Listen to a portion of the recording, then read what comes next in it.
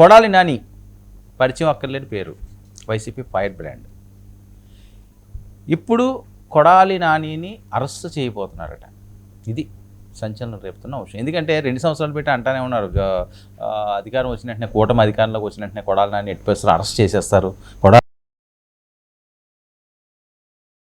ముఖ్యంగా చంద్రబాబు నాయుడు గారిని, లోకేష్ గారిని ఆయన అప్పట్లో మాట్లాడిన తీరు అతను కూడా విమర్శించేవాడు, పరంగా మాట్లాడవచ్చు కదా అని. ఆయన అయితే డైరెక్ట్గా అటాక్ మోడ్లోకి దిగిపోయేవాడు. కొన్ని అబ్యూజ్డ్ మాటలు కూడా ఉండేవి, ఓడాడు, ఆడ పిచ్చిగాడు, బుల్లిగాడు, అది ఇది అని చెప్పలేం మనం. సో ఈ నేపథ్యంలో అధికారంగా నిజంగా కూటమికి వస్తే, అప్పట్లో వైఎస్ఆర్సీపీ ఉన్నప్పుడు కూటమికి అధికారం వచ్చి అరెస్ట్ చేసే లిస్టులో ఫస్ట్ వరుసలో కొడాలి నాని ఉంటారు. ఇది అప్పట్లో జరిగిన టాకు. 2 సంవత్సరాలు దాటింది, అదేం లేదు. సో ఆ తర్వాత ఆయనకి ఆరోగ్యం బాగోకపోవడం, ఇవన్నీ కూడా మనం చూసాం. సరే, అందరూ ఆరోగ్యంగా ఉండాలి, అందరూ మంచిగానే ఉండాలి. సరే, గతం ఏదో జరిగిపోయింది. ప్రతి ఒక్కళ్ళు మార్పు రావాలి. ఆ పార్టీ ఈ పార్టీ అని కదా, జనసేన అవ్వచ్చు, టీడీపీ అవ్వచ్చు, వైఎస్ఆర్సీపీ అవ్వచ్చు, ఎవరైనా సరే నోటి దురద మాటలు తగ్గించుకుని విధానపరంగా మాట్లాడితే ఇంటికి ఒంటికి మంచిది. ఎవరికైనా సరే సమాజం కూడా మనల్ని గుర్తిస్తుంది. ఏంద్రా ఈడ నోరెత్తితే చండాలం ఏంటి అని అనిపించుకోకూడదు. అందులోని వాళ్ళు మంత్రిస్థాయి వ్యక్తులు, కష్టపడి రాజకీయాల్లోకి వచ్చారు, అద్భుతంగా ఎదిగిన వాళ్ళు. మరి వాళ్ళు ఎందుకు అలా మాట్లాడతారో, ఏం చేస్తారో తెలియదు. ఏ నిమిషంలో ఉన్న అరెస్టు, ఈ రాత్రికే అరెస్టు, ఇలాంటివన్నీ చర్చలు జరుగుతున్నాయి. సరే, అరెస్ట్ చేస్తారా చేయరా తర్వాత అంశం. ఎందుకంటే ఇది ఇక్కడది కాదండి కేసు. 2021 కేసును ఇప్పుడు లాగుతున్నారు. ఎందుకంటే ఎలక్షన్ కమిషన్ మీద మాట్లాడిన మాటలు, అప్పట్లో చంద్రబాబు నాయుడు గారి మీద మాట్లాడిన మాటలు, తప్పులు జరిగినాయి పంచాయతీ ఎన్నికలకు సంబంధించి, అది ఇప్పుడు వెలుగులోకి వస్తున్నది. అప్పుడే కేసు పెట్టారు, విచారణకి ఆదేశిస్తే వైఎస్ఆర్సీపీ ప్రభుత్వం ఉంది కాబట్టి ఆ విచారణకి అలౌ చేయలేదు. సో ఇప్పుడు ఏంటి, మళ్ళీ కొడాలి నాని గారు వాయిస్ రైజ్ చేస్తున్నారు. మరి అందుకని ఈయన అసలు ఏమేమి ఉన్నాయని చెప్పి ఈయన చరిత్ర అంతా కూడా తీసారా, అందులో ఇది దొరికిందా, ఈ కేసు ఇదిగో పలానాది ఉన్నది పలానా రోజునని మరి నిజంగా కొడాలని అరెస్ట్ చేస్తారా? ఎందుకంటే ఆరోగ్యంగా ఉన్నారు, ఇప్పుడు ఆయన చాలా స్పీడ్గా మళ్ళీ మాట్లాడుతున్నారు, మళ్ళీ పాత రోజులు గుర్తుకు తీసుకొస్తున్నారు, వాయిస్ పెంచారు. ముఖ్యంగా నేనేం భయపడలేదు, ఏం చేసుకుంటారో చేసుకోండి అనే స్టేజ్కి కొడాలి నాని గారు మాట్లాడుతుంటే, మొన్న ఈ మధ్య కూడా ఏవో 2-3 సార్లు మనం వచ్చిన వార్తల నేపథ్యంలోని అతను కాదు వాళ్ళ బ్రదరు సన్ రాజకీయాల్లోకి వస్తాడు, ఈయన ఓన్లీ ప్రచారానికే పరిమితం అవుతారు, ఇంకేం ప్రత్యక్ష రాజకీయాల్లో పోటీ చేయడం అని చెప్పి కూడా ప్రచారం జరిగింది. ఏదైనప్పటికీ కూడా 2021 పంచాయతీ ఎన్నికల కోడ్ అమల్లో ఉన్న సమయంలో చంద్రబాబు అప్పటి ఎస్సీసీ నిమ్మగడ్డ చీఫ్ ఎలక్షన్ కమిషన్ ఎవరైతే ఉన్నారో కమిషనర్గా నిమ్మగడ్డ రమేష్ కుమార్పై చేసిన కామెంట్స్, ఈ కామెంట్స్ ఇప్పుడు కలకలాన్ని రేపుతున్నాయి. ఆ కేసును ఇప్పుడు తీసుకొచ్చారు. సో ఇందులో ఖచ్చితంగా కొడాలి నానిని అరెస్ట్ చేయబోతున్నారు. అది ఏ క్షణంలో అన్నా అవ్వచ్చు, అర్ధరాత్రి అన్నా అవ్వచ్చు, ఉదయం అన్నా అవ్వచ్చు, లేదా అరెస్ట్ చేస్తారా చేయరు, రకరకాల కథనాలు వస్తున్నాయి కాబట్టి ఆ కథనాల అంశమే నేను ప్రస్తావిస్తున్నాను. కొడాలి నానిపై విచారణకు ఏపీ ప్రభుత్వం అనుమతి. మాజీ మంత్రి కామెంట్స్ ఎన్నికల నియమావళిని ఉల్లంఘించే విధంగా ఉన్నాయని అభిప్రాయపడిన ఈసీ చట్టపరమైన చర్యలు తీసుకోవాలని అప్పట్లో, నేను చెప్పేది ఇప్పట్లో కాదు, కృష్ణా జిల్లా ఎస్పీకి ఒక నివేదిక పంపించారండి. ఆ నివేదిక ఆధారంగా 2021లోనే పోలీసులు దీనిపై కేసు నమోదు చేశారు. ఆయన ఎలక్షన్ ప్రచారానికి వెళ్తున్నారు, అది చూడండి, ఎలక్షన్ ప్రచారం, అదే లోకల్ బాడీ వాటికి వెళ్ళినప్పుడు ఎలక్షన్ టైంలోని కొడాలి నాని గారి పాత వీడియో అది. అప్పట్లో నానిపై విచారణకు అనుమతిని ఇవ్వని వైసీపీ ప్రభుత్వం, నేను ముందుగానే చెప్పాను కదా, అప్పట్లో పెట్టారు కానీ ఆ విచారణకి అయితే అనుమతి ఇవ్వలేదు. నివేదికను పరిశీలించిన రాష్ట్ర హోంశాఖ ప్రాసిక్యూషన్కు అనుమతి మంజూరు. హోంశాఖ ముఖ్య కార్యదర్శి కుమార్ విశ్వజిత్ ఉత్తర్వులు జారీ చేశారు. ఇది అసలు కథ. 2021 పంచాయతీ ఎన్నికలకు సంబంధించి కోడ్ ఉల్లంఘించి, ఇది చాలా సివియర్ కేసే, కోడ్ను ఉల్లంఘించడం, ఎలక్షన్ కమిషన్ల మీద మాట్లాడుతుండడం, ఇలాంటివన్నీ కూడా కొద్ది సీరియస్గానే తీసుకుంటారు. సీరియస్ సెక్షన్లే దీని మీద ఉంటాయి. ముందుగా పిలుస్తారు, ఆ తర్వాత ఖచ్చితంగా అరెస్ట్ చేస్తారు. అక్కడ నుంచి వేరే కేసులు ఏమైనా ఉన్నాయేమో అవన్నీ కూడా తోడుతుంటారు. ఎందుకంటే ఇది ఒక ప్యాషన్ అయిపోయింది ఈ మధ్యకాలంలోని. ఒక కేసు విడుదలయ్యేసరికల్లా రెడీగా ఇంకోటి సిద్ధం చేయడం, ఒకటి అయిపోయిన వెంటనే ఇంకోటి సిద్ధం చేయడం. అంటే ఒక వంటకం వండించినట్టు మనం పెళ్ళిళ్ళ భోజనాలకు వెళ్తుంటే ఏమవుతుంటుందండి, ఫస్ట్ ఏదో ఒకటి వేస్తారు, అది అలా తింటుంది కానీ ఇంకోటి పడుతుంటుంది, ఇలా తింటుంటే ఇంకోటి వేస్తుంటారు. అలా వడ్డంలో రాజకీయ నాయకులు కూడా చేయడం మొదలుపెట్టారు. అంటే వాళ్ళ మీద కోపమో కసనో లేకపోతే ఇంకోటనో అంత ఈజీగా వదలకూడదు, బిగించాలి. వల్లభనేని వంశీ ఇవన్నీ కూడా పోసాని కృష్ణమురళి అవనియండి, లేకపోతే అంబటి రాంబాబు ఇలాంటివన్నీ కూడా మనం చూస్తుంటాం కదా. అంతకుముందు కూడా కొన్ని కేసులు కూటమి వాళ్ళని ఇవన్నీ కూడా చాలా సీరియస్గా తీసుకుంటున్నారు. ఇప్పుడు ఈ అంశంలో ఈయన అంటున్నారు. మరి అసలు ఈయన ఏమన్నాడు ఎన్నికల కమిషన్కి సంబంధించి, ఏం మాట్లాడారు అది ఒక్కసారి ప్లే చేయండి, అది చూద్దాం.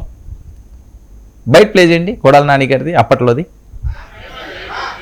కాబట్టి చంద్రబాబు నాయుడు పిచ్చివాగుడు వాకుండా దయచేసి మరొకసారి నా తెలుగుదేశం పార్టీ శ్రేణులకి, చంద్రబాబు నాయుడు కుటుంబ సభ్యులకి, ఆయనకి పోయిన సంవత్సరం జగన్మోహన్ రెడ్డి గారు ఇచ్చిన షాకు, కరోనా ఇచ్చినటువంటి షాకుతో మైండ్ చెడిపోయి మతి భ్రమించి పిచ్చిగా మారుతున్నాడు. జూమ్ యాప్ ఒకటి పెట్టుకుని ఆ జూమ్ యాప్ కనెక్షన్ ఒకటి పీకేయండి. నెక్స్ట్ ఆయన ఎర్రగడ్డ మెంటల్ హాస్పిటల్లో చేర్చమని చెప్పి తెలుగుదేశం పార్టీ శ్రేణుల్ని, చంద్రబాబు నాయుడు గారి కుటుంబ సభ్యుల్ని నేను వేడుకుంటున్నా. ఇప్పుడు నిమ్మగడ్డ రమేష్ అనేవాడు నేనేదో రాజ్యాంగ వ్యవస్థలో ఉన్నా, నన్ను ఎవడో ఏం అనకూడదని చెబుతున్నాడు. దిక్కుమాలిన పరిస్థితే. నేను ముఖ్యమంత్రిగా ఉన్నా, నేను పలానా వ్యవస్థలో ఉన్నా, నేను పలానా అని చెప్పుకోవడమే దిక్కుమాలిదానం. నువ్వు రాజ్యాంగ వ్యవస్థలో ఉన్నావో, తెలుగుదేశం పార్టీ సభ్యుడిగా ఉన్నావో, చంద్రబాబు నాయుడు జేబులో తొత్తుగా ఉన్నావో ఈ రాష్ట్ర ప్రజలకి మాకు తెలుసు.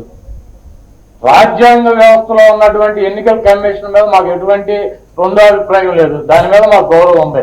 కాకపోతే పందికొక్కుల్లాగా చంద్రబాబు నాయుడు హయాంలో పదవికి పనికి రానటువంటి నిరుద్యోగులు, ఇంకొక 3 నెలల్లో 2 నెలల్లో రిటైర్ అవుతాడు అనుకున్నటువంటి ఈ రమేష్ని తీసుకొచ్చి మనం ఉన్నా పోయిన ఒక 5 సంవత్సరాలు 6 సంవత్సరాలు ఉంటాడు ఈ పదవులు అని చెప్పి ఇట్లాంటి దొంగలను తీసుకొచ్చి ఆ రాజ్యాంగ వ్యవస్థలో ఉన్నటువంటి ముసుగుల్లో పెట్టాడు.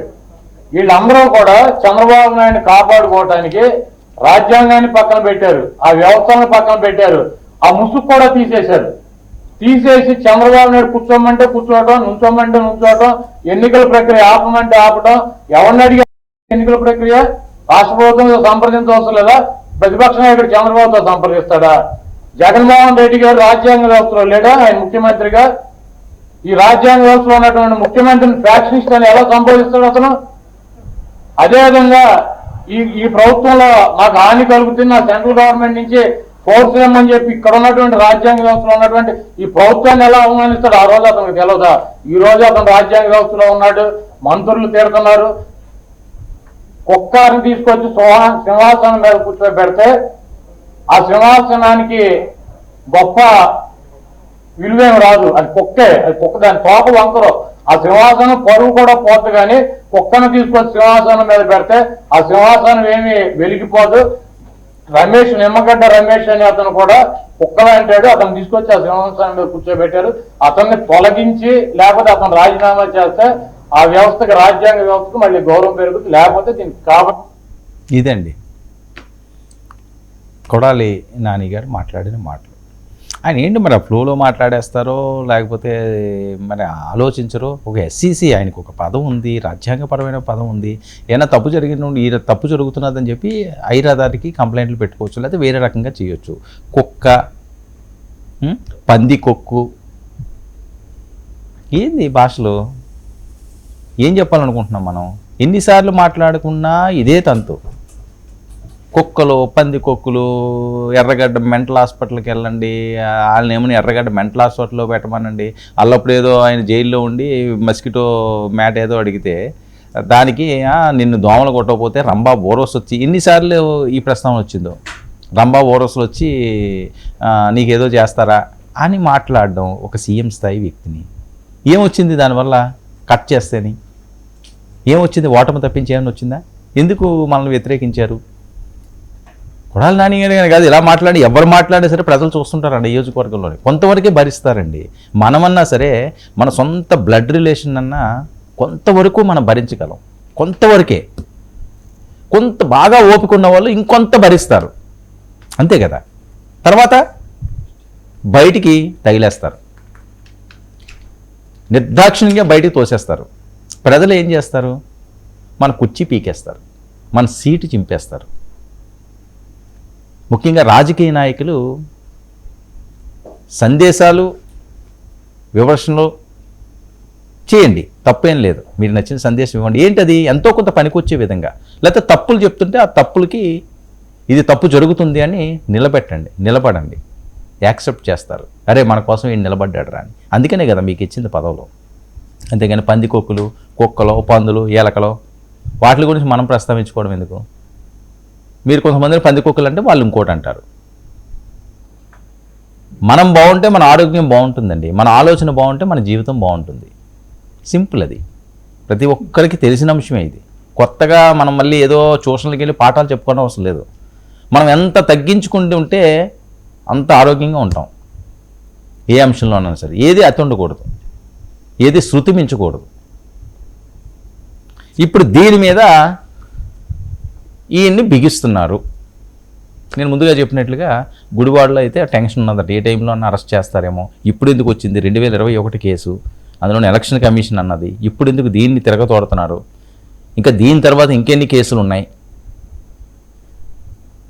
అప్పుడే ఆల్రెడీ చాలామంది పేర్లు కూడా పెట్టేస్తున్నారు. అర్ధరాత్రి కొడాలి అరెస్టు, గుడివాడలో హై టెన్షన్, రంగంలోకి జగన్మోహన్ రెడ్డి గారు, ఇలాంటివన్నీ కూడా అనడం వేళ ఈరోజు ఈ బాధలు పడడం వేళ అది ప్రతి రాజకీయ నాయకుడికి. ఒక్క కొడాలి నాని గారిది ఇప్పుడు సందర్భం వచ్చింది కాబట్టి నేను చెప్తున్నాను. అది జనసేన వాళ్ళు మాట్లాడినా, తెలుగుదేశం పార్టీ వాళ్ళు మాట్లాడినా, ఎమ్మెల్యే స్థాయి వాళ్ళు మాట్లాడినా, మంత్రుల స్థాయి వాళ్ళు మాట్లాడినా ఫస్ట్ మీ సీటు తిరుగుతుంది. సీట్ అయితే చింపుతారు. నెక్స్ట్ అరెస్టులు, కేసులు, లోపలికి వెళ్ళడాలు, ప్రశాంతమైన జీవితాలు నడుపుతారండి మీరు. మంత్రి స్థాయి వ్యక్తులు, ఆర్థికంగా బలంగా ఉన్న వ్యక్తులు హ్యాపీగా విలాసవంతమైన జీవితాలు గడపాల్సిన వాళ్ళు ఆ నోటి దురద మాటలతో జైలుకి వెళ్ళడం ఏంటి, ఆ ఇబ్బందులు పడడం ఏంటి, లేనిపోని రోగాలు తెచ్చుకోవడం ఏంటి, మనశ్శాంతి లేకుండా పోవడం ఏంటి? ఎంతకాలం బతికేస్తారు? ఎంతకాలం చేసేస్తారు రాజకీయాలు? ఏ మనిషి అన్నా సరేని. బతకడం ముఖ్యం, రాజకీయం ముఖ్యం కాదు. మనం హ్యాపీగా ఉన్నంతకాలం ప్రశాంతమైన జీవితం గడపడం అన్నది గొప్ప. అది ప్రతి మనిషికి కూడా మనకి ఇచ్చిన దాంట్లో లేదని అనుకోండి. రోజు పాపం ఏదో కష్టపడుకోవాలి, ఎండనక వాననక ఇంకా బాధలు ఏవపడి ఇంకా తిరుగుతూ ఉంటాడు. ఇంకా వాళ్ళ గురించి ఇంకేం చెప్తాం? కొన్ని కోట్లాది మంది ఉన్నారు. కానీ వాళ్ళకంటే ఉన్నతమైన జీవితాన్ని ఆ భగవంతుడు మీకు అందించాడు హ్యాపీగా ఉండమని. ఓడిపోయినా ఏం పర్వాలేదు, ఓడిపోయినా మీరు ప్రశాంతంగా ఉండగలరు. అరే జీవితాంతం అంతా నేనే ఆ కుర్చీలో కూర్చోవాలి, జీవితాంతం అంతా నేనే వేలాలి, ఇదే ఆలోచన ఎక్కడ సాధ్యం అవుతుంది? అది ఎవరికి సాధ్యం కాదు. అది ఉన్నప్పుడు అనుభవించండి, లేనప్పుడు ప్రశాంతంగా గడపండి. ఉన్నప్పుడు నెక్స్ట్ ప్రశాంతంగా బతకాలంటే ఏం చేయాలో అది చేయండి. మనకి ఈ రోజు ఉంది కదా, మనం ఏమన్నా చెల్లుతుంది, ఏం మాట్లాడినా జరుగుతుంది అని చెప్పి విచ్చలవిడిగా ఎవరు చెలరేగిపోయినా మనది కాని రోజు ఒకటి ఉంటుంది. నేను చాలాసార్లు ఈ పాయింట్ చెప్పాను. మనది కాని రోజు ఎప్పుడైనా ఒకటి వచ్చిందనుకోండి, అప్పుడు చాలా ఇబ్బందులు పడిపోవాలి, టెన్షన్లో పడిపోవాలి, మానసిక క్షోభకి గురి కావాలి. అది ఎంత వాడైనా సరే మనది కాని రోజు వచ్చిందో దాన్ని మనం ఫేస్ చేయగలగాలి. ఆ ఫేస్ చేసినప్పుడు లేనిపోనివన్నీ మనకి తిరగతోడుతుంటాయి. మరి నిజంగా ఆయన అర్ధరాత్రి అరెస్ట్ చేస్తారా, లేకపోతే అరెస్ట్ చేయరా, విచారణకు పిలుస్తారా, జగన్మోహన్ రెడ్డి గారి రియాక్షన్ ఎలా ఉంటుంది చూడాలి. ఏదైనప్పటికీ కూడా రాజకీయ నాయకులు కాస్త అదుపులో ఉండి, తప్పు జరిగిందనుకోండి ఎలక్షన్ కమిషన్ నిలదేయండి. ఇదిగో ఎలక్షన్ కమిషన్ తప్పు చెబుతుంది, కుక్కలో, పందులు, ఏలకలో ఇవన్నీ ఎందుకండి? వాళ్ళని ఎందుకు వీళ్ళతో పోల్చుకోవడం? అనవసరమైన మాటలు కదా. చూద్దాం మరి నాని గారు అరెస్ట్ ఎంతవరకు వెళ్తుందో, గుడివాడలో సిచ్యువేషన్లు ఏంటో. నిజంగా భారీగా పోలీసులు వాళ్ళు వెళ్తున్నారు, అరెస్ట్ చేయబోతున్నారు. ఏ క్షణమైనా అరెస్టు అంటున్నారు. చేస్తారో చేయరో తర్వాత అంశం. కేసు అయితే ఇది నేను బయట కూడా వినిపించాను కాబట్టి విత్ ప్రూఫ్. ఏం జరుగుతుందో చూద్దాం.